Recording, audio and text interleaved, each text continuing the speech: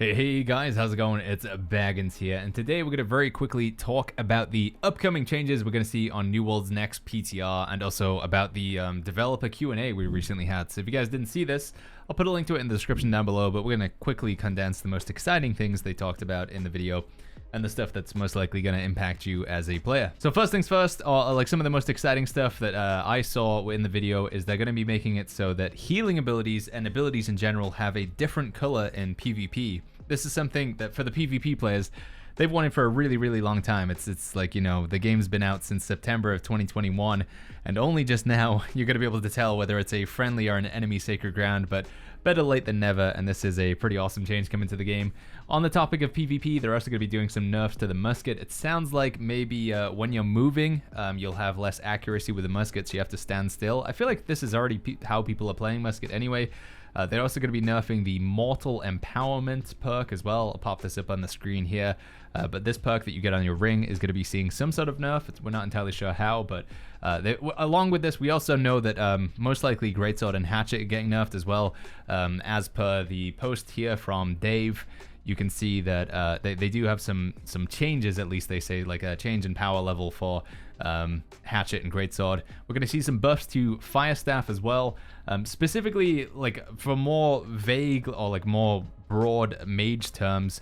When it comes to PvE, they're going to be removing the damage reduction that enemies get from Fire, Ice, Nature, and Void. So when you go into a difficulty 10 or any mutated dungeon, if it's a fire week, the enemies have 50, sometimes 75% fire damage absorption. If it's ice, they have 50 to 75% ice damage absorption. So these magical weapons are often like just completely useless when, you know, if you want to bring them into a mutated dungeon. So they're going to be doing away with that, which hopefully is going to be helping. Specifically when it comes to mutated expeditions as well, they're going to be making a change where Bane, so Corrupted Bane, Angry Earth Bane, Lost Bane, Beast Bane, you know, all the Bane perks are going to be more powerful on ranged weapons.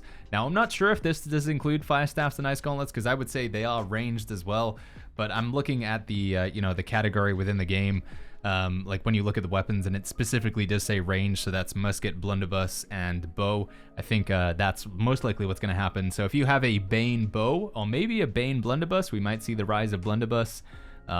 Then potentially look to hold on to those. They're going to be like valuable items going forward if it does have an impact on the meta. Continuing with PvE, they suggested that the next zone might have monkeys in it. Scott specifically said he's looking at like a simian type like enemy, or I don't know, what would you call it, NPC AI to add into the game. So maybe the next zone is going to be like a jungle or a rainforest or something, some place that makes sense for monkeys, but we're really like reading into this pretty far here. Scott also mentioned that by the end of the year, they want to have all of the quests from 1 to 60 revamped, so all the way up to Tempest Heart when you go in and fight Isabella. They want to have that whole quest line redone, and that's what they're aiming to do by the end of the year. So it seems like this will be an ongoing commitment to change the main storyline quests and quests that go along with it as well. Corrupted breaches, so portals and hives and monoliths, they're going to be making changes to those to make them more special. So they're going to be rarer, as they describe, and not happening as often, but they're going to feel like more of an event when they do happen, and probably going to be buffing the rewards as a result. So if you guys do have a corrupted portal or a corrupted breach cache in your inventory, or you have an opportunity to farm some over the next couple of weeks, maybe hold on to them. They might be buffing the loot inside of them. Most likely they're going to create like a completely separate loot box or something like that, but maybe it might be a good idea to go ahead and just hold on to those corrupted caches, as the rewards in them could potentially being buffed, but it is a bit of a gamble. Going back to the PvP side of things, they've also said there's going to be some big changes coming to light equip loads. They're going to be nerfing the power of Resilient and Shirking Fortification, specifically for those of you who are wearing light armor. So now might be the time to sell your Resilient, Shirking Fortification, Freedom boots or gloves. If you've been, you know, holding onto them for a while, try and get them gone before they get nerfed. There is a chance, by the way, all of these changes that are coming to the PTR, based on player feedback, they might not go ahead with the changes. So before there's any like pitchforks or somebody's upset that they're completely ruining their light armor, there is a chance that, again, this doesn't go forward.